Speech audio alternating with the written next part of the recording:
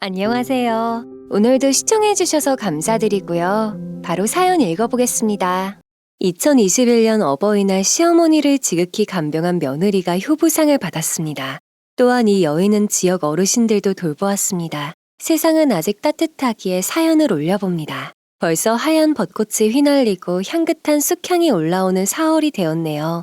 봄향기 가득한 요맘때가 되면 1년 행사처럼 시어머님이 끓여주시던 향긋한 쑥국이 생각이 납니다. 그 추억이 소중하기에 저는 매주 주말 어머님을 간병하러 2년간 서울과 대구를 오고 갔습니다. 그런 저를 보고 사람들은 효부라고 했었고 상을 주었습니다. 반면 저와는 달리 세상에는 사랑하는 부모님보다 그 목숨값에 눈이 멀어 상종도 못할 인간들이 많다는 것도 알았죠. 가족이라는 이유로 당연한 권리처럼 그들은 악마의 탈을 쓰고 거침없이 요구를 해왔습니다. 당신들 속셈을 내가 다 안다고. 어디서 순진한 노인네 간호한답시고 이 집 남은 재산 가로채려 하는 거 내가 모를 줄 알아. 당신이야말로 인생 이렇게 살면 안 되지. 안녕하세요.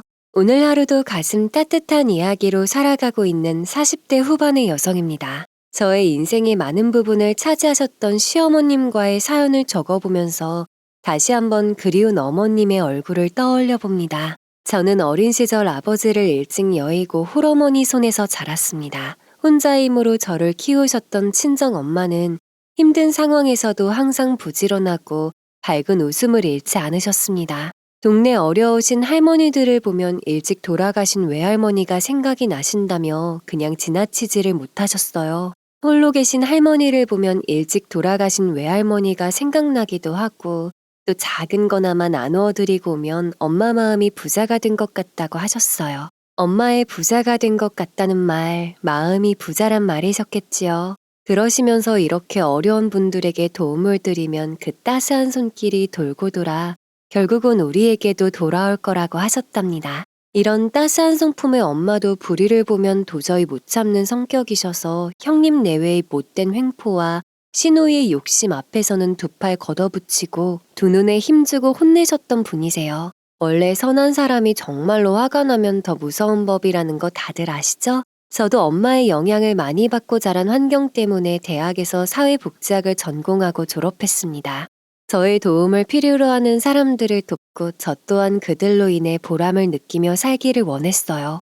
그리고 장애인 센터에서 근무하던 중 재활치료를 담당하던 남편을 만나 결혼을 했습니다. 엄마도 따뜻한 마음을 가진 남편을 보고 마음에 들어 하셨죠. 우리 딸이 엄마 닮아서 사람 보는 눈도 높구나.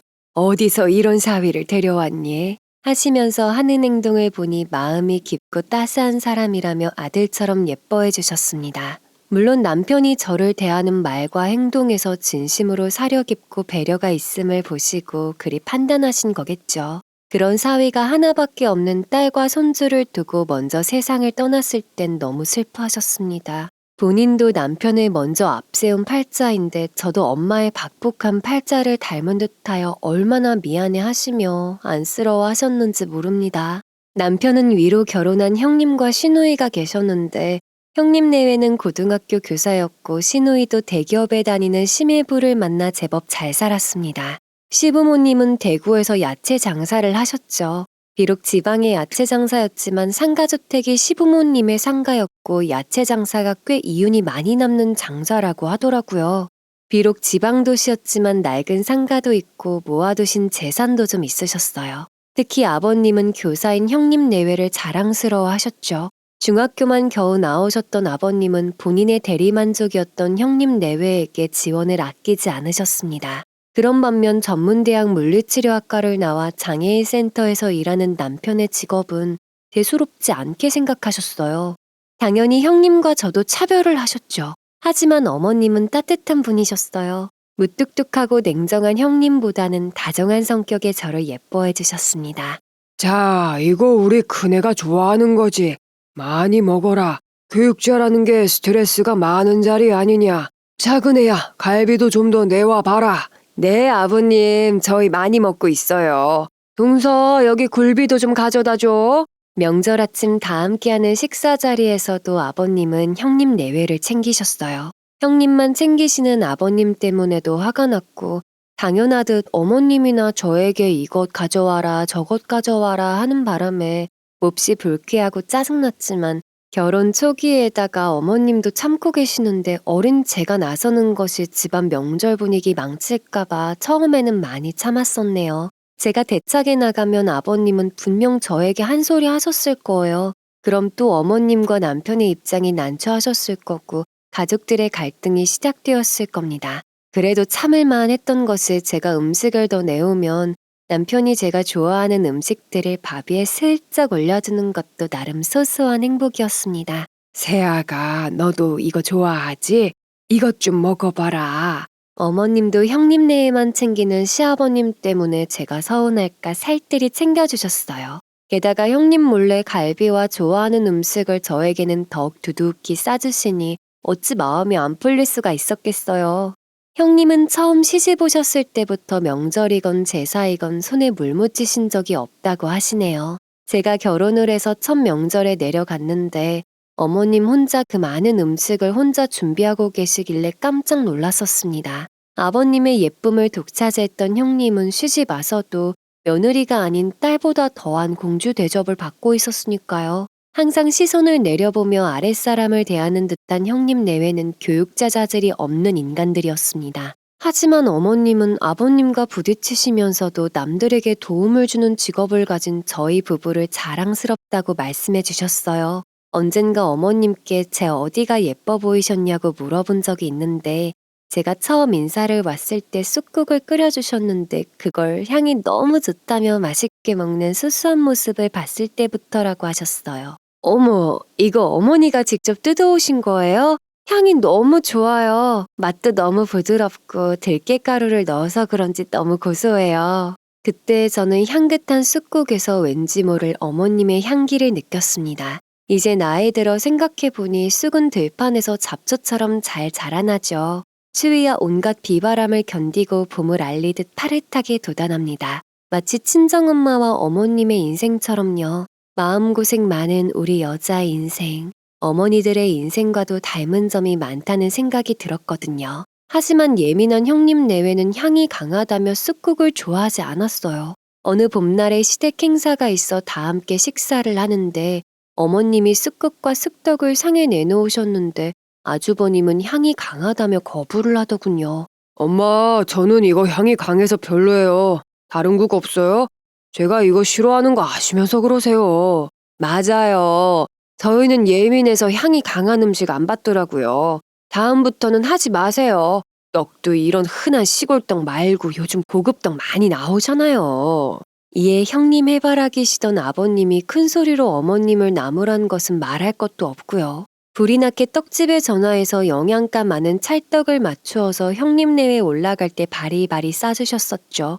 다시 생각해도 한숨만 나오네요. 형님에게 기대가 컸던 아버님은 한평생 모은 재산 중에 절반인 2억 원을 형님 내외가 아파트를 분양받았을 때 성큼 지원해 주셨습니다. 형님 내외는 당연하듯 받아갔고 그 소식을 듣고 한 걸음에 달려온 신우이는 제목도 달라며 생떼를 부렸습니다. 아빠, 자식 차별해도 너무하세요. 왜 오빠만 자식이고 나는 자식으로도 안 보여요? 저도 집에만 있기 지루해서 작은 옷가게라도 하고 싶어요. 가게 보증금 해주세요. 너는 이 서방이 돈도 잘 버는데 뭐하러 일을 벌여? 집에서 살림이나 잘하고 내조나 잘하면 되지. 딸은 출가 외인이라고 했다. 너는 시집 갈 때 챙겨간 거로 이미 계산 끝난 거야. 이미 계산 끝난 거라는 아버님을 조르고 졸라 생떼를 쓰더니 1,000만 원을 손에 쥐고 돌아갔습니다. 저도 생떼를 쓰면 주실까 짧은 순간 스쳐갔지만 마음에서 우러나지 않은 지원은 받고 싶지가 않았어요. 그리고 남편 성격상 아버님이 형과 편애를 해도 크게 욕심을 내는 사람이 아니었어요. 저 또한 남편과 장애인 센터에는 몸이 불편한 사람들, 불행한 사람들을 많이 보며 살기 때문에 저희 부부는 돈을 탐하기보다는 사람의 됨됨이, 사람살이가 더 좋았으니까요. 그 당시 저희는 부모님 도움 없이 20평대 임대 아파트에서 살았어요. 부족한 살림에도 다정한 남편과 저를 닮은 살가운 아들이 있어 행복했습니다. 둘이 맞벌이를 했는데 아이가 어린이집에서 돌아오면 친정엄마가 조금씩 봐주셔서 직장 생활을 여유 있게 할 수 있었어요. 어머님은 친정엄마의 수고스러움의 보답으로 봄에는 직접 뜯은 쑥으로 쑥개떡을 빚어 보내주시고 맛있는 밑반찬을 만들어 올려 보내주셨습니다. 애미야, 사부인이 손주 보시느라 고생이 많으시겠구나. 내가 해줄 수 있는 게 이런 것밖에 없어 미안해. 어머님이 보내주신 쑥개떡을 치료를 받으시는 어르신들과 함께 나누면 모두 예전에 어머님이 해주시던 음식이라면서 모두 좋아하셨죠. 친정엄마 또한 예전에 외할머니께서 해주시던 그리운 맛이라며 어머님께 고맙다는 인사와 안부 전화를 하시면서 두 분이 부쩍 친해지셨답니다. 그렇게 돈 욕심 안 내고 열심히 정직하게 살면 다 잘 사는 줄 알았는데 인생이 뜻대로 흘러가는 것이 아니란 걸 뼈저리게 느낀 사건이 제 인생에 일어났습니다. 남편은 주말에 내려가서 시부모님의 가게 일을 도와드리곤 했어요. 어느 주말 아버님과 남편이 새벽에 야채를 가지러 농가를 다녀오다 맞은편에서 오던 음주운전 차량을 피하려다가 차가 전복되는 사고가 일어났습니다. 가해자의 신고로 바로 응급실로 이송되었지만 결국은 가족의 품으로 돌아오지 못했어요. 놀라서 제대로 말씀도 못하시고 울먹이시는 어머님의 전화에 친정엄마가 아들의 짐과 이것저것 챙겨서 저를 데리고 대구로 향했습니다. 친정엄마도 손이 떨려 운전을 못하시겠는지 택시를 불러타고 내려갔어요. 택시 안에서도 덜덜 떨며 울음을 꾹 눌러 참는 저의 손을 잡아주시면서 긴 시간을 함께 하셨습니다. 대구 병원에 겨우 도착을 하니 아버님과 남편은 이미 응급실에서 안치실로 옮겨진 상태였어요. 어제까지만 해도 웃으면서 아들과 통화하던 남편이었는데 너무 말도 안 되는 현실이었습니다. 하얀 시트에 덮여있는 남편의 모습. 털썩 주저앉아 남편을 부둥켜 안고 우는데 아무것도 모르는 아들도 서글프게 따라 울더군요. 남편과 아들을 한꺼번에 잃은 어머님의 상태는 말할 것도 없었죠. 넋이 나간 얼굴로 통곡하시다 우시다 가슴을 치시며 또 우시다. 저를 부둥켜 안고 어린 손주의 뺨을 어루만지시면서 한탄을 하셨습니다. 아이고, 불쌍한 것. 이 어린 것들을 두고 어떻게 먼저 가나. 아이고, 불쌍한 것. 가려면 영감 혼자 나가지. 앞날이 창창한 아들은 왜 데리고 갔노? 저희 두 사람을 다독거리며 일으킨 사람은 친정엄마의 몫이었습니다. 남편과 일찍 사별한 딸이 불쌍해서 자신처럼 남편을 먼저 떠나보낸 어머님이 불쌍해서 친정엄마는 손주는 물론 저와 시어머니까지 다독이셔야 했습니다. 제정신이 아니었던 저와 시어머니는 사고 처리나 장례식이나 신경 쓰지를 못했어요. 그 모든 것을 형님 내외와 시누이 부부가 내려와서 경찰 관련 사건 처리뿐만 아니라 장례식 절차도 모두 하셨습니다. 그런데 사랑하는 가족을 두 사람이나 잃은 슬픔이 가시기도 전에 형님 내외가 형사 합의금을 중간에서 가로채간 사실을 알게 되었고 시누이 부부는 장례식 부의금을 가로채었더라고요. 음주운전으로 실형을 피하기 어려웠던 가해자 측에서 형사처분을 감면받기 위해 형사 합의금 2천만 원을 들고 와서 선처를 부탁했던 것인데 형님 내외가 어머님과 제가 충격으로 혼란스러운 틈을 타서 합의서에 사인을 해주고 합의금을 가로챈 것이죠. 내막은 친정엄마가 아들의 우유를 사러 편의점에 다녀오던 중에 장례식장 복도에서 형님 내외가 나누는 대화를 듣게 되면서 발각이 되었습니다. 아니, 이게 다 무슨 소립니까? 부모와 형제 목숨값인데 형사 합의금이라뇨. 사돈 어르신이 오해하신 겁니다. 저희도 그런 사실 들은 내용도 없고 돈 받은 적도 없습니다. 잘못 들으신 거예요. 천연한 얼굴로 오해인 듯 딱 잡아떼는 형님 내외에게 증거가 없기에 더 이상 아무 말도 못하셨어요. 장례식장에 들어오셔서도 저의 눈치만 보시던 친정엄마는 저를 바깥으로 부르시더니 형님 내외 이상한 낌새에 대해서 물었습니다. 그제서야 저도 경황이 없어 경찰서에서 당연히 보험회사와 처리했겠거니 했는데 확인을 안 했다는 걸 떠올리고 아차 싶었습니다. 다급히 지갑을 챙기고 첫날 도착했을 당시에 들었던 관할 경찰서에 전화해서 문의해 보니 신분증을 가지고 직접 오라는 말에 택시를 타고 경찰서로 가서 확인을 했어요. 그런데 설마 했던 일이 정말이었더라고요. 형님 내외는 당사자인 어머님과 저에게는 한마디 상의도 없이 도장을 찍어주고 합의금을 받아 챙겼던 겁니다. 제가 아무리 경찰서에서 무효라고 해봤자 이미 처리가 되어 안 된다고 하였어요. 망연자실한 표정으로 장례식장으로 돌아온 저는 멍하니 벽에 기대어 주저앉아 있는 어머님 모습에 가슴이 미어지는 것 같았습니다. 어머님 가슴에 더 큰 상처를 주고 싶지 않아 조용히 해결하려고 형님 내외를 바깥으로 불렀습니다. 경찰서에서 확인했다고 합의금 돌려달라고 했죠. 하나 그들은 경찰서에서 확인했다는 말에도 표정에 죄의식 같은 것은 느껴지지가 않았고 당연하다는 듯이 말하였습니다. 이봐요. 재수 씨가 잘 몰라서 그러는데 우리도 한 분밖에 안 계신 아버지이고 동생이에요. 우리도 엄연히 가족으로서 그들의 사망 합의금을 받을 권리가 있어요. 재수 씨나 어머님은 사망보험금이 많이 나을 것 아닙니까? 참 이유 같지 않은 말도 잘도 갖다 붙이더군요. 그들이 언제 아버님이나 남편을 그리 끔찍하게 생각했다고 저런 헛소리를 하는 것인지 너무 화가 났습니다. 그들은 오히려 사망보험금도 나오면 자기들 몫도 달라고 요구를 했습니다. 자기들도 사랑하는 가족을 잃어 정신적으로 받은 충격이 크다면서요. 게다가 형님은 더한 말로 제 가슴을 후벼 팠습니다. 동서는 어차피 보험금 받으면 다시 재혼하면 그뿐 아니야. 남은 가족만 불쌍한 거지. 순식간에 저를 남편이 묻힌 흙이 마르기도 전에 다른 남자 찾아서 떠날 그렇고 그런 여자로까지 몰아붙였습니다. 아무리 좋게 조용히 이야기해 보려고 해도 그럴 상황이 아니었어요. 장례식 도중에 이게 무슨 망신인가 싶어서 화를 억누르고 어찌할 바를 모르는데 친정엄마가 눈치를 채고 따라 나오셨다가 들으셨는지 팔을 걷어붙이시면서 큰 소리로 야단을 치셨습니다.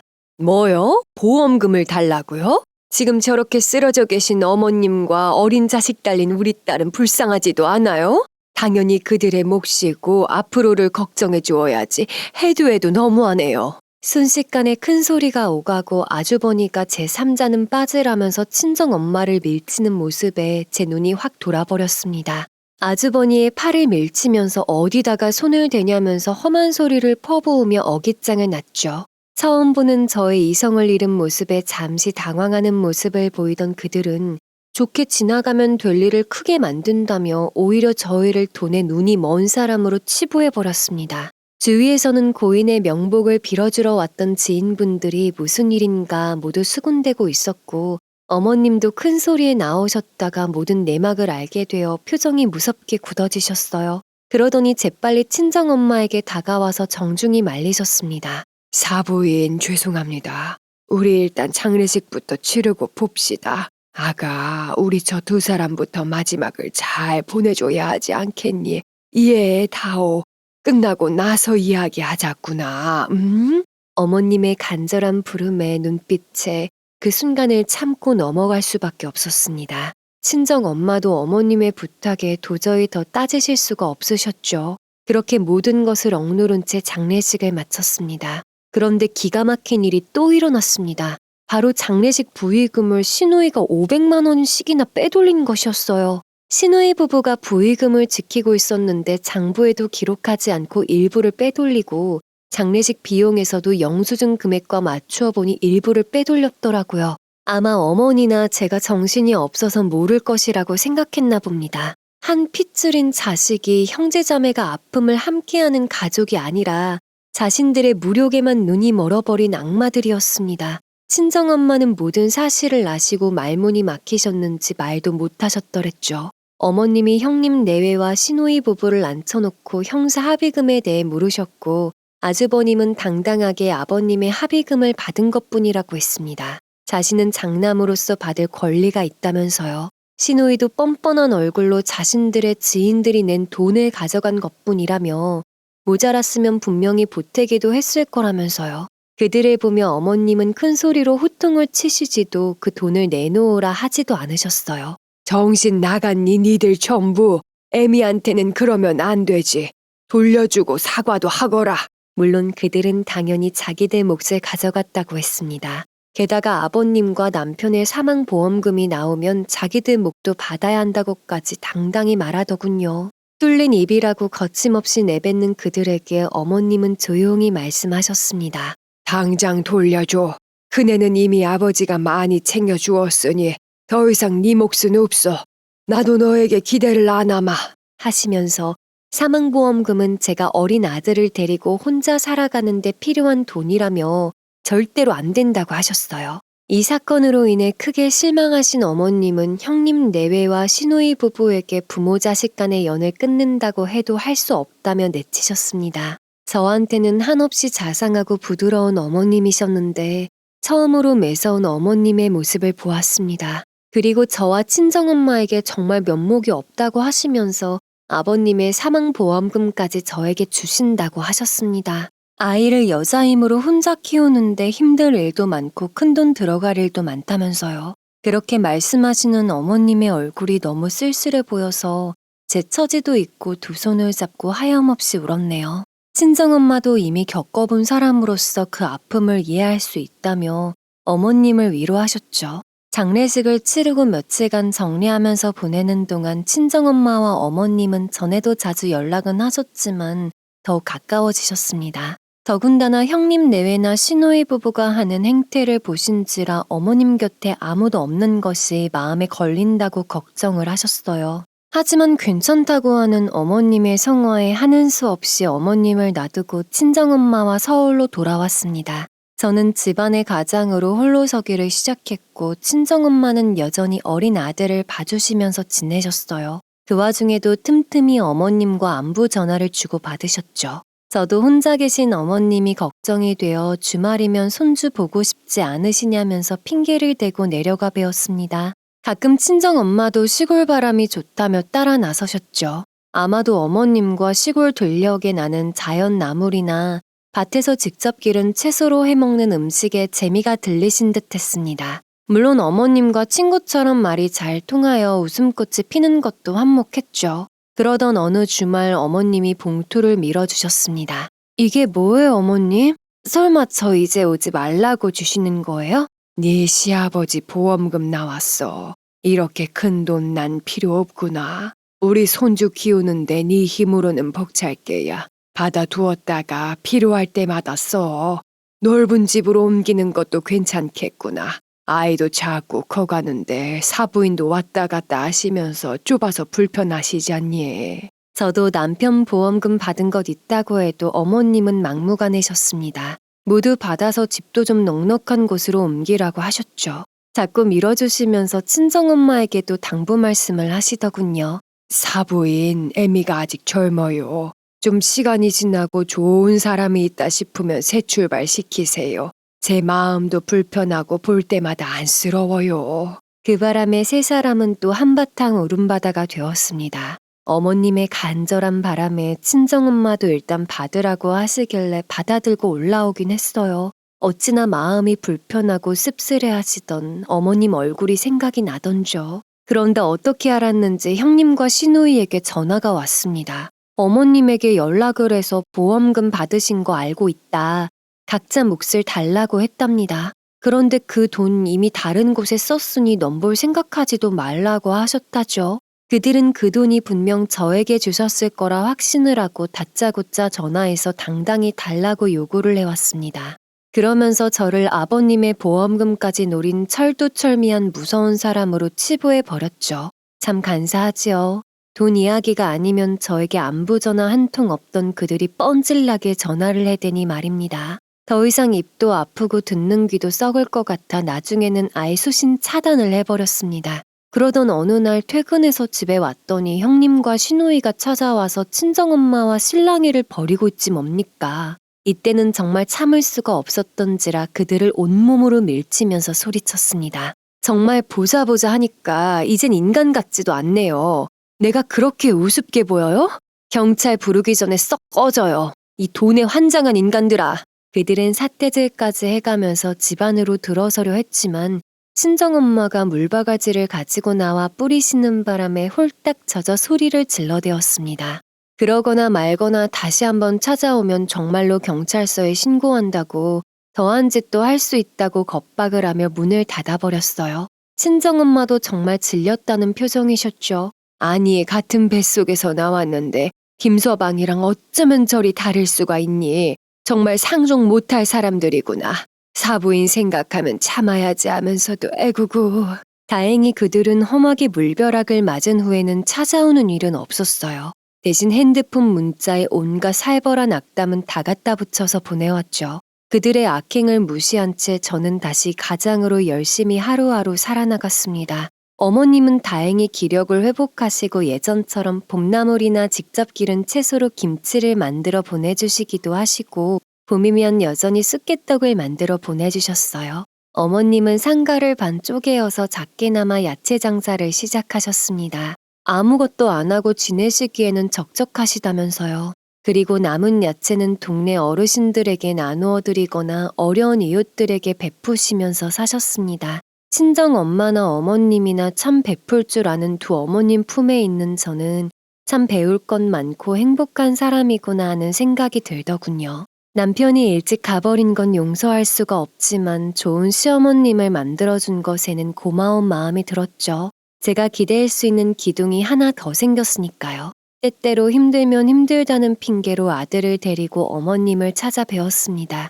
아들도 제법 커서 어머님이 해주시는 떡이나 음식을 좋아하게 되었죠. 할머니, 쑥떡에서 할머니 향기가 나요. 난 할머니가 해주는 음식이 제일 맛있어요. 어머님은 아들을 닮은 손주가 맛있게 먹는 모습에 웃으셨고 친구 같은 친정엄마와 온갖 부침개를 내서 동네 어르신들에게 나누어 드리기도 하면서 사람살이를 가르쳐 주셨어요. 그 세월 동안 어머님은 저를 며느리보다는 딸처럼 대해주셨죠. 남들은 고부간의 사이는 절대로 좋을 수가 없다고 하지만 어머님과는 궁합도 잘 맞았어요. 때로는 투정도 부리면서 의견이 안 맞을 때는 투닥거리기도 하면서 아플 땐 서로를 챙기면서 맛있는 음식을 먹을 땐 서로를 생각하면서요. 10년 후 아들이 고등학생이 되었을 때 저는 두 어머님의 덕분으로 직장에서 인정받는 사회복지사로 활동할 수 있었고 아들도 아빠의 자리 대신 두 할머님의 사랑을 듬뿍 받으며 자라서 할머니 냄새가 좋다며 살뜰히 챙기는 자상한 아들로 자랐죠. 그렇게 언제까지나 건강하게 장수하실 것 같던 어머님은 70을 넘기고부터 부쩍 야위시면서 건강이 안 좋아지셨어요. 그때까지만 해도 기운 없는 거 말고는 특별한 증상이 없었기에 동네 의원에서는 노인병 취급을 했습니다. 어머님, 제가 불안해서 안 되겠어요. 저랑 함께 올라가요. 네? 서울 큰 병원에 가서 정밀 진단 받아보셔야 할 것 같아요. 어머님은 괜찮다고 하시면서 고집을 부리셨죠. 그래서 한동안은 저와 아들이 주말마다 내려가서 어머님을 위해 죽과 국을 끓여 소분해서 넣어드리고 오기도 하고 함께 시간을 보내고 올라오곤 했습니다. 그날 주말도 제가 어머님과 점심을 먹고 있을 때 연을 끊고 살던 형님 내외가 다시 어머님을 찾아왔습니다. 아주버님이 보증을 잘못 써서 집이 압류당했다며 마지막으로 도와달라고 찾아온 것이었어요. 네가 압류를 당해서 길바닥에 나앉든가 말든가 나는 모르는 일이여. 네 몫은 충분히 받아갔잖냐. 네 놈은 2번 죽어도 네가 뭘 잘못하고 살았는지 모를 놈이여. 다시는 오지 마.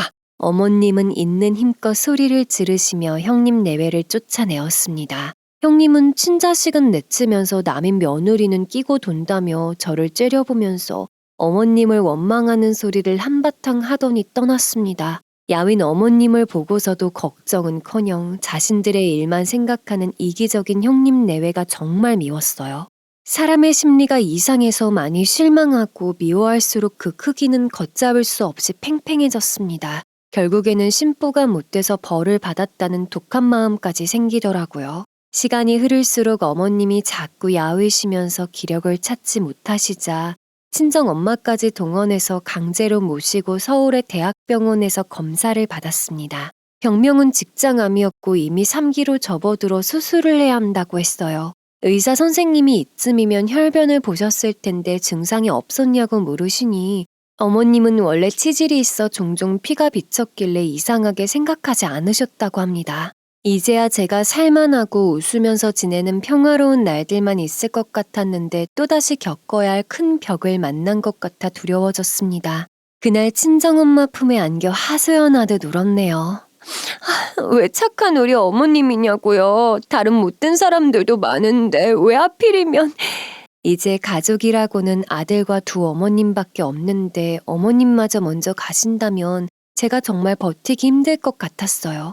그런데 오히려 어머님의 표정은 담담하고 편안했습니다. 어미야, 우리 손주 저만큼 잘 컸고 너도 직장에서 대접받고 사는데 난 더 이상 미련 없다. 사람 먼저 가는데 순서가 어디 있겠어. 다 이유가 있으니 나보고 빨리 오라고 하는 거야. 하시며 오히려 저를 다독이셨죠. 하지만 저는 이기적인 마음으로 어머님을 수술대 올리고 살리고 싶었습니다.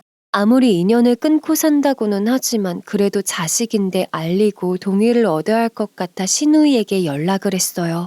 아주버님보다는 딸이니까 어머님이 암에 걸리셨다는 소식을 들으면 울면서 날라올 정도는 아니어도 많이 슬퍼할 줄 알았습니다. 하지만 그들의 악행은 부모의 목숨도 서슴지 않고 내던져버리는 짐승들이었어요. 소식을 듣고 찾아온 시누이는 아주버니와 함께 나타났습니다. 시누이는 직장암 3기라는 말에 표정이 일그러져서 말하더군요. 나이도 있으신데 3기면 수술해도 소용없는 거 아니에요? 그냥 조용히 사시다 가시라고 하세요. 저는 수술하는 거 반대해요. 괜히 수술비만 날릴 수도 있어요. 반대하는 시누이에 이어 아주버님은 어머님이 누워 계신 방문을 젖히더니 버럭 소리를 질렀습니다. 내가 매달리면서 도와달라는데도 그렇게 내치더니 결국은 죽을 병에 걸렸어요. 그러게 도와달라고 할 때 도와주고 넉넉하게 베풀면서 살았으면 이런 벌을 받겠냐고요. 그들은 자식의 탈을 쓴 악마였습니다. 어떻게 죽음을 앞둔 부모 앞에서 서슴없이 막말이 먼저 나온답니까? 차라리 알리지를 말았을 것을 너무나 후회가 되는 순간이었어요. 결국에는 깜짝 놀란 친정 엄마가 아주버니의 등짝을 후려치면서 인간도 아니라며 호래 자식들은 당장 나가라면서 현관으로 밀쳐내었어요. 고래고래 악에 바친 소리를 내지르던 아주버님은 제가 거실에 있던 쓰레기통을 집어 던지려 하자 기겁을 하며 밖으로 튀어나갔습니다. 현관에 신발도 회획하니 집어 던지면서 2번 다시는 연락하지 않겠다고 하면서 현관문을 걸어 잠갔어요. 그들이 난동을 부리고 돌아간 후 어머님은 단호한 목소리로 말씀하시더군요. 어미야, 나 수술 받으련다. 저것도 꼴 보기 싫어서라도 내가 두 눈 뜨고 오래 살아야겠다. 어머님의 결정에 서둘러 수술 날짜를 잡고 준비에 들어갔습니다. 수술 전에 종양의 크기를 줄이기 위해 방사선 치료를 몇 해 받으셔야 한다고 해서 통원을 하면서 치료를 받았습니다. 그러는 동안 몸의 면역력을 높여야 한다면서 소화가 어려우신 어머님을 위해 친정엄마는 추어탕을 곱게 갈아 죽을 만들어 조금씩 먹이셨고 저 또한 복지관에서 얻은 의학 지식들을 총동원해서 좋은 컨디션을 유지시키기 위해 노력했죠. 아들 또한 바짝 마른 어머님의 팔과 다리를 수시로 주무르며 다정하게 눈을 맞추며 재미난 이야깃거리로 웃게 만들었습니다. 하지만 저희의 간절한 바람과는 반대로 수술의 결과는 좋지 않았어요. 직장암 3기인 줄 알았는데 이미 간과 폐로 전이된 4기였던 상태이셨습니다. 그래서 직장의 종양의 일부만 절개하고 위험한 위치의 종양은 제거도 못했다고 했어요.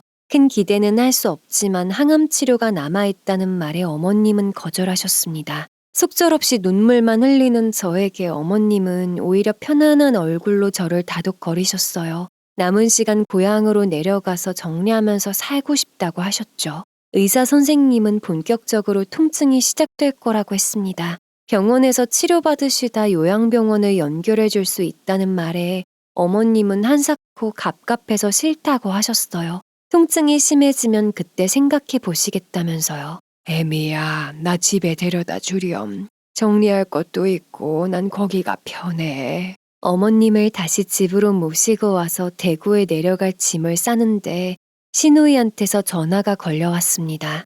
어머님 수술은 어땠는지 물어보더군요. 어머님 상태에 대해서 설명해 드리고 대구로 내려갈 준비를 한다고 했습니다. 그런데 뜻밖에도 시누이가 모시고 가서 간병한다는 말을 하였어요. 엄마, 내가 모시고 갈게. 옳기보다는 딸인 내가 편하실 거 아냐. 저는 어머님에게 시누이의 말을 전하고 의사를 물어봤어요. 어머님은 전화기를 건네받으시더니 거절을 하셨습니다. 걱정할 필요 없다. 지금은 아무렇지도 않아. 내 집에 내려가서 편히 지내다 갈련다. 시누이가 다급히 이어 말하는 소리가 들렸지만 어머님은 단호하게 거절하면서 끊으셨습니다. 친정엄마와 짐을 챙겨서 어머님을 모시고 대구로 향했습니다. 한동안 비워져 있던 싸늘한 집안의 보일러를 돌리고 환기를 시키고 방과 마루를 쓸고 닦아 먼지를 치웠어요. 그날도 따스한 봄 햇살이 마당을 비추고 담벼락의 벚꽃나무에서는 하얀 벚꽃잎이 눈송이처럼 날리고 있었습니다. 세상은 이렇게 평화로워 보이는데 계절은 이렇게 제 색깔을 찾아 따뜻한데 제 마음은 왜 그리 춥던지요. 어머님 혼자 놔두고 올라갈 생각에 마음이 너무 무거웠습니다. 어머님만 집에 오니 마음이 한결 편해지셨다면서 좋아하셨어요. 얼굴에는 화색도 도시는 듯해서 그나마 다행인가 했네요. 친정엄마와 구석구석 치우고 장을 봐와서 부드러운 유동식을 만들어 소분해서 냉장고에 넣어놓고 신선한 과일 등도 챙겨 넣어드리고 이것저것 해서 넣어놔도 무거운 마음은 점점 더 무거워만 지더군요. 친정엄마도 도저히 안 되겠는지 당분간 어머님 곁에 지내시다 올라가시겠다고 하셨어요. 안 되겠다. 불안해서 도저히 마음이 안 놓여. 이제 본격적으로 진통도 있을 텐데 내가 며칠 있어야겠다. 엄마도 이제 조심하셔야 할 나이세요. 그러시다 엄마까지 병나시면 어떡해요. 제가 어떻게 두 분만 놔두고 올라가요. 친정엄마와 옥신각신 어떻게 해야 하나 간병인도 알아봐야 하는데 하면서 마당에 오독하니 앉아있는데 차소리가 들리고 잠시 후에 형님 내외가 들어오셨습니다. 단번에 친정엄마와 저의 표정이 구겨졌죠. 어머님이 집으로 내려오신 건 어떻게 알고 귀신같이 내려왔는지 시누이에게 듣고 내려온 것 같은데 또 이상한 소리 나면서 어머님 속을 긁어놓을까봐 초조해졌습니다. 무슨 일이냐고 묻는 저의 질문에 자식이 병든 엄마 얼굴도 보러 오면 안 되냐고 하면서 방으로 들어갔습니다. 설마 아니 마지막까지 병든 어머님 마음에 상처를 주는 말은 안 하겠지 싶었는데 들어간 지 30분도 안 되어서 어머님이 방문을 열더니 호통을 치시는 소리가 들려오더군요. 너에게 줄 건 이미 없다고 했는데 왜 또 괴롭히는 거야? 너는 어미가 죽을 병에 걸렸다는데도 재산에만 관심이 있는 게야. 너한테 받은 것도 없거니와 줄 것도 없으니 썩 꺼져. 어머님, 자식이 집 뺏기고 단칸방에서 살고 있다는데 정말 이러기에요? 순진한 척하는 동서에게 속고 계신 거라고요. 모두 이 집 독차지하려고 잘 보이려고 하는 거예요. 저희가 어머님 자식이에요. 이 집 저희에게 주신다는 약속만 해주세요. 네? 네, 그들은 어머님이 돌아가시기 전에 상가주택을 달라고 찾아온 것입니다.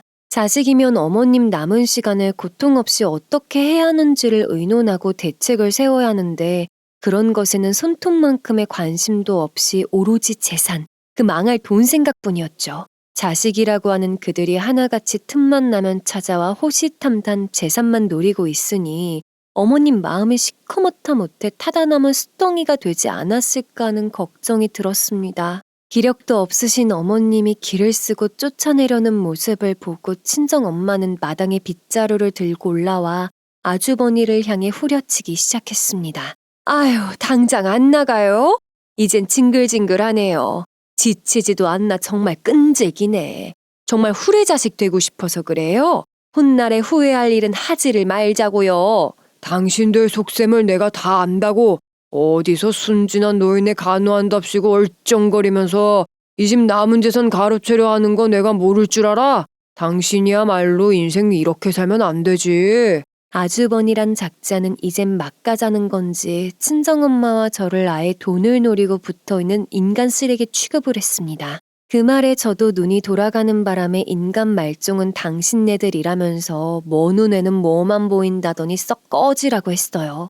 그동안 고상한 척만 하던 형님은 저에게 삿대질까지 해가면서 집안의 단물 쪽쪽 빨아먹는 불려 같은 것이라고 하더군요.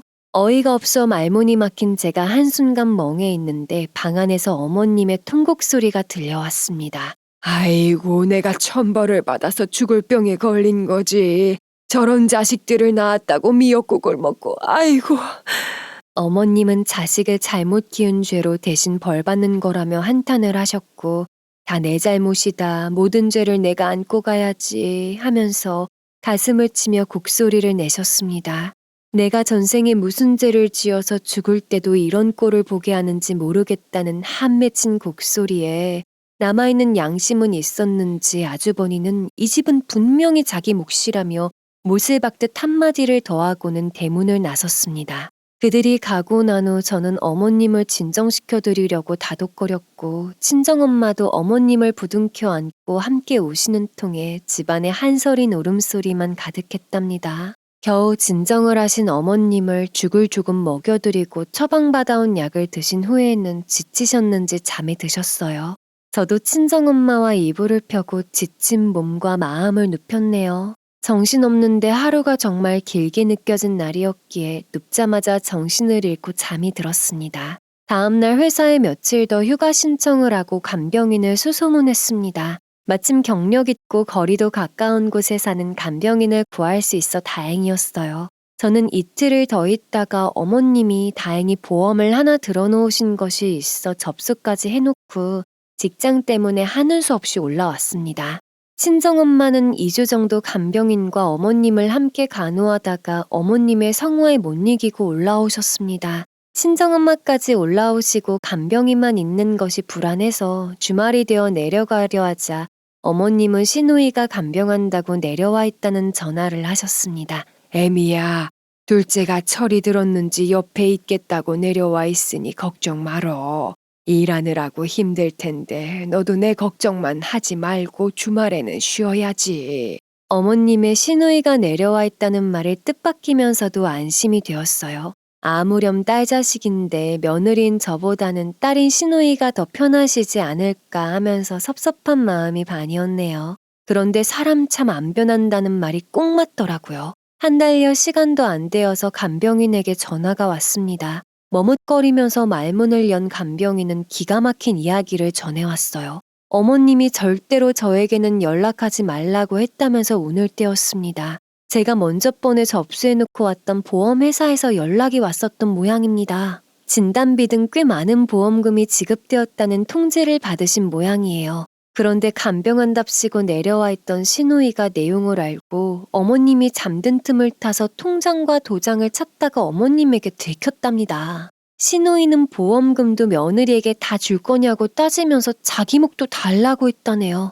어머님은 시누이를 쫓아 올려보내고 간병인이 아무리 달래도 식사를 거부하고 계시다고 전해왔습니다. 그러면서도 절대로 저한테는 연락하지 말라고 했다네요. 전해 듣는 내내 얼마나 마음이 갑갑하고 아파오던지요. 어머님 곁에 자식들이 모두 저 모양인지라 저라도 마지막까지 후회 없이 보내드리려면 결단이 필요했습니다. 결심을 하고 친정엄마에게 말을 전했더니 기꺼이 허락하셨어요. 엄마, 아무래도 휴직계 내고 어머님 옆에 있어 드려야겠어요. 며느리도 자식인데 어머님 옆에 아무도 없네요. 아무렴 우리 사부인이 정도 많고 착하게만 사셨는데 자식복은 왜 그리 없으신지. 너를 자식보다 더 예뻐하시지 않니? 네 마음 편한 대로 하렴. 친정엄마는 아들 걱정은 하지 말라고 하시면서 이것저것 챙겨주셨습니다. 직장에서는 다행히 휴직계를 받아주었고 언제든지 복귀하라고 해주셨습니다. 며칠 안에 정리를 끝낸 저는 친정엄마가 싸주신 유동식 등을 챙겨 들고 대구로 향했어요. 도착해 대문을 열고 들어가니 간병인이 내다보면서 반갑게 뛰어나오셨죠. 간병인에게 연락해 주셔서 고맙다고 고생이 많았다는 말을 전하며 방으로 들어가자 어머님이 눈물을 글썽이면서 말문을 여셨습니다. 애미야, 너에게는 절대로 말하지 말라고 했는데 너한테는 매번 면목이 없어. 저한테 연락을 안 하면 누구한테요? 그런 말씀 마셔요. 저 어머님 가족이잖아요. 어머님과 두 손을 다정하게 잡고 쓰다듬으면서 눈을 맞추고 있으니 어머님은 연신 쓸쓸하면서 미안해하시는 표정을 못 감추고 계셨습니다. 한 달 만에 뵌 어머님은 뺨이 더 홀쭉해 있었고 혈색도 많이 안 좋아 보였어요. 간병인에게 증상을 물어보니 식사도 잘 못 드시고 변을 보기 어렵다던가 보더라도 혈변이었고 복부에 불편감이 있으니 자꾸 먹는 것을 거부한다고 하셨죠.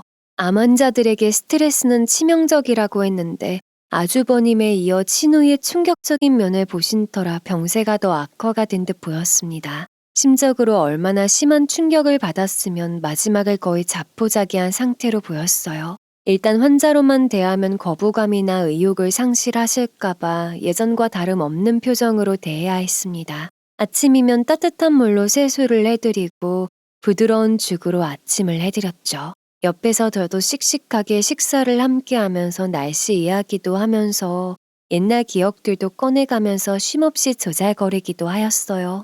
시원한 날에는 갑갑하실 어머님을 휠체어에 태우고 동네 한 바퀴를 돌면서 어르신들과 안부 인사도 나누면서 소통도 하고, 장서는 날이면 간병인과 함께 장터에 나가 구경도 하고 어머님이 좋아하시던 국수집에 들러 먹고 오기도 하였어요. 소화가 안 되어 많이 드시지는 못하셨지만 기분이 좋은 날에는 평소보다 잘 드시기도 하여 저의 기분을 흐뭇하게 해주셨습니다. 정말 보기 좋네요. 며느님 덕분에 어머님이 잘 드시기도 하고 딸보다는 며느님이 더 편하신가 봐요. 간병인은 시누이가 내려와 있을 때하고는 전혀 다르다며 식사도 곧잘 드시고 저를 대하는 게 시누이보다는 더 편해 보인다는 말을 하더군요.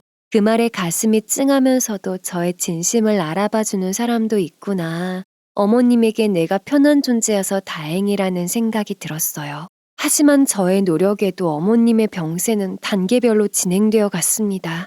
복수에 물이 차기 시작하는지 숨을 쉬기가 어려워져 통원과 입원을 반복하기도 했고, 위장장애가 일어나 메스꺼움과 구토 증상이 빈번하게 나타났습니다. 소화가 잘 되는 죽으로 적은 양을 천천히 자주 드시도록 해야 했고, 누워 계시는 시간이 점점 늘어나서 느슨하고 편한 옷으로 입혀드리고 위치도 자주 바꿔드려야 했어요. 갑자기 발열이 나서 열병에 시달리실 때는 집에 항생제가 없어서 해열제를 복용했는데도 효과가 없어 발을 동동 구르며 구급차를 불러 응급실로 가기도 했죠.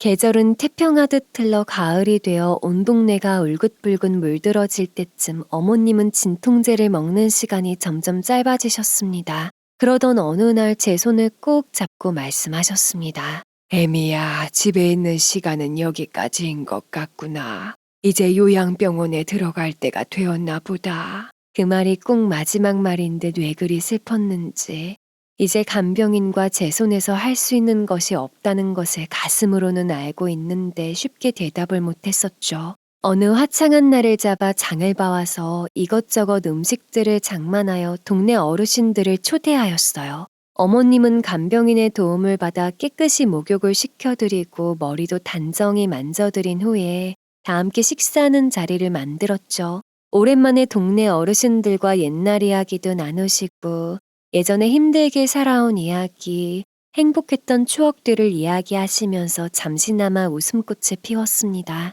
쇠약해진 몸으로 앉아 계신 것이 버거울 법도 한데 다행히 그 시간을 즐기시는 모습에 괜히 눈시울이 뜨거워졌습니다. 동네 어르신들은 그동안 어머님이 베풀어 주셨던 정에 감사 인사를 했고 얼른 병마와 싸워서 일어나라며 용기도 주셨죠. 동네 어르신들과 한때나마 시간을 보내신 어머님을 한방 요양병원으로 모셨습니다. 나름대로 불편함 없는 곳으로 꽤 알아주는 의사가 있는 병원으로 알아본다고 했는데도 여전히 마음은 무겁기만 하더군요.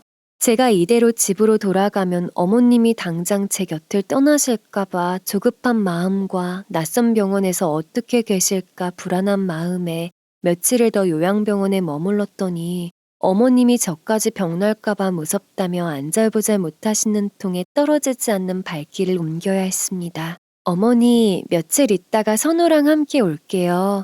저번부터 선우 보고 싶다고 하셨잖아요. 이제 방학이라 자주 올 수 있을 거예요. 걱정하지 말어. 여기가 병원인데 뭐가 걱정이냐. 오히려 아플 때 진통제 맞을 수 있어서 그게 다행이지. 병원을 겨우 나서서 오랜만에 집에 돌아오니 친정엄마가 고생 많았다며 이것저것 챙겨주시는데 입안이 꺼끌하여 도저히 넘어가지가 않더라고요. 결국은 그날로 일주일을 끙끙 앓아 누웠더랬죠. 앓으면서 어머님과의 살아온 세월을 생각하니 참 기구하다는 생각이 들었어요. 부부 자식 간에만 서로 애틋하여 의지하며 사는 것은 아니구나. 고부 간에도 서로 의지하며 힘이 돼주면서 살아갈 수도 있구나. 어머님과 저는 아마 전생의 부부였던 모양입니다. 각자의 남편을 먼저 보내고 이렇듯 의지하며 살아온 것을 보면요. 한바탕 앓고 일어난 저는 다지금 아들과 함께 요양병원으로 향했습니다. 어머님은 한결 밝아진 얼굴로 맞아주셨어요. 손주 얼굴을 보고 마냥 쓰다듬으며 반가워하셨죠. 우리 강아지 왔어. 못 본 사이에 어른이 다 되었네. 아들이 남기고 간 핏줄이라고 바람 불면 날아갈까 돌에 차면 넘어질까 귀하게 사랑해 주시던 손주의 뺨을 연신 보듬으셨습니다. 그동안 할머니가 자신을 얼마나 아끼고 사랑했는지 아는 아들은 뼈만 앙상하게 남은 쪼그레진 할머니의 두 손을 부서질까 안쓰러워하며 사랑한다는 말을 해드렸어요. 할머니, 내가 많이 사랑해요. 진짜 많이 사랑해. 그 어떤 말보다 손주의 사랑한다는 말에 한바구음을 지으시던 어머님의 모습이 지금도 잊히지가 않습니다. 저희는 친정엄마가 챙겨주신 음식을 냉장고에 넣어드리고 길게 대화를 못 나누시는지라 잠든 모습을 지켜보다가 담당 의사 선생님께 어머님 상태도 상담도 하고 돌아왔습니다. 친정엄마도 일주일이 멀다 하고 다양한 죽들을 만들어 찾아가셨고 잠시나마 적적하지 않게 말동무를 하고 돌아오시기도 하셨죠. 어머님은 그렇게 몇 달을 요양병원에서 지내시다가 따스한 봄날에 조용히 눈을 감으셨습니다. 다른 암 환자들이 마지막에 엄청난 고통에 몸부리치며 힘들게 세상을 등지는데 어머님은 생각보다 평안하게 눈을 감으셨어요. 얼마 안 남은 걸 아신 건지 어느 날 지금쯤 쑥향기가 가득할 텐데 하시는 말씀에 주저없이 대구로 내려가 쑥을 뜯어와서 향긋한 쑥국과 쑥개떡을 해드렸더니 놀란 표정으로 몇 수저를 뜨시면서 고향 냄새가 난다며 고맙다고 하셨죠. 그러고는 사물함에 보관 중이던 가방을 가져오라고 하시더니 편지와 통장을 건네주셨어요. 묻는 듯한 저의 눈길에 어머님은 말씀하셨습니다. 남은 재산이야. 믿을 만한 자식이 너밖에는 없어. 대구집은 선호 몫으로 주고 싶었다. 그리고 병원비랑 장례 비용 등 이걸로 해결하고 남는 건 네가 알아서 쓰도록 하렴. 그리고 천천히 행복하게 살다 와. 네 남편, 내모까지 먼 훗날 만나게 되면 웃는 얼굴만 봤으면 좋겠어. 미안해. 그러시면서 선호 잘 키워줘서 잘 살아줘서 고맙다고, 어머님 외롭지 않게 끝까지 지켜줘서 고맙다고, 미안하다고 하셨습니다. 저 세상에 가서도 저희들을 위해서 기도하며 살겠다고 하신 어머님. 한사코 거부하는 저에게 어머님은 하나 남은 손주에게 주는 마지막이라며 오히려 남은 것이 이것밖에 없다고 미안해 하셨습니다. 그렇게 며칠 후 늦은 저녁, 세상 그 무엇보다 부드러웠던 당신의 주름진 손으로 제 손을 살며시 잡으며 먼 이별을 고하셨죠. 어머님의 장례는 고향으로 내려가 치렀고 아버님과 남편의 곁으로 보내드렸습니다. 아주버니와 시누이는 시골집을 손주에게 주신 것을 알고는 바락바락 악을 써가면서 소송을 한다고 난리를 쳐댔습니다. 시누이는 어머님의 통장을 내놓으라며 사납게 으름장을 놓았죠. 이때쯤 되니 저도 그들의 태도에 대해서 이골이 난 상태라 소송할 테면 해보라면서 당신네들에게 주느니 차라리 불쌍한 사람들에게 나누어 주겠다는 말에 더욱 흥분을 해대었죠. 저도 변호사에게 찾아가 상담을 받았고 다행히 어머님의 편지가 유언장 역할을 하게끔 잘 작성되어 있었기에 법적인 문제가 없다는 말을 들었습니다. 법무사도 소개해 주셔서 아들과 상의해서 집은 일단 빠른 등기를 마쳤고 아들과 저는 어머님의 집을 더욱 뜻깊은 장소로 쓰자고 약속을 했습니다. 어머님을 떠나보낸 후 저는 다시 사회복지사로 열심히 보람된 삶을 살아가고 있습니다. 어머님이 저에게 주신 유산은 뜻깊은 곳에 쓰이면 어머님도 잘했다고 하실 것 같아 불우한 장애 아들을 후원하는 것에 조금씩 보태고 있습니다. 더불어 제가 능력이 되는 한 어려운 이웃들을 위해 어머님이 남겨주신 그 집에서 봉사하며 살아가려 합니다. 남들은 저보고 모두 효부였다고 칭찬을 하고 상을 주었지만 저는 결코 그리 생각한 적이 없습니다. 제가 다가가기 전에 먼저 따스한 손길로 저를 품어주신 분이 어머님이셨기에 벌써 3번째 어머님 기일이 돌아오네요. 노을한 개나리가 피고 하얀 벚꽃잎이 날리면서 파릇한 숯향기가 올라올 이맘때가 어머님의 정과 사랑이 떠올라 마음이 아리면서도 가슴이 따뜻해져 올 때입니다. 이번에도 어머님께 드릴 향긋한 쑥국과 쑥개떡을 빚었습니다. 부디 어머님이 좋아하시기를 바라면서요. 아직도 어머님의 품이 그립기만 한 따스한 봄날이네요. 저의 인생의 많은 부분을 차지하셨던 어머님의 이야기를 이렇게 적어보면서 주름진 얼굴에도 고왔던 그 모습을 떠올려 봅니다. 세상엔 사람 같지 않은 악마들이 많지만 어머님의 환한 미소처럼 희망과 작은 빛을 떠올리며 살아가고자 합니다. 그게 사람의 도리니까요. 썰려인 저는 항상 이 문구를 되짚어 봅니다. 착한 끝은 있어도 악한 끝은 없다. 선한 영향력을 행사한 사람에겐 그 끝이 슬플지라도 한 줄기 작은 희망과 미소가 무지개를 타고 손을 흔들지만 악한 이에게는 그 끝이 지옥이 시작이 되겠지요. 독한 세상, 아직 우리 곁엔 따뜻한 미소를 머금은 사람들이 많이 있습니다. 그저 수줍은 듯 옅은 웃음을 띤 채 보이질 않을 뿐입니다. 그러기에 벚꽃이 피는 화사한 포근한 봄을 기다리는 것이겠죠. 지금까지 긴 사연 들어주셔서 감사드리고 여러분의 가정에는 평안만이 가득하시기를 기원합니다. 더 많은 이야기, 기막힌 사연을 듣길 원하신다면 구독과 좋아요, 알림 설정 부탁드립니다.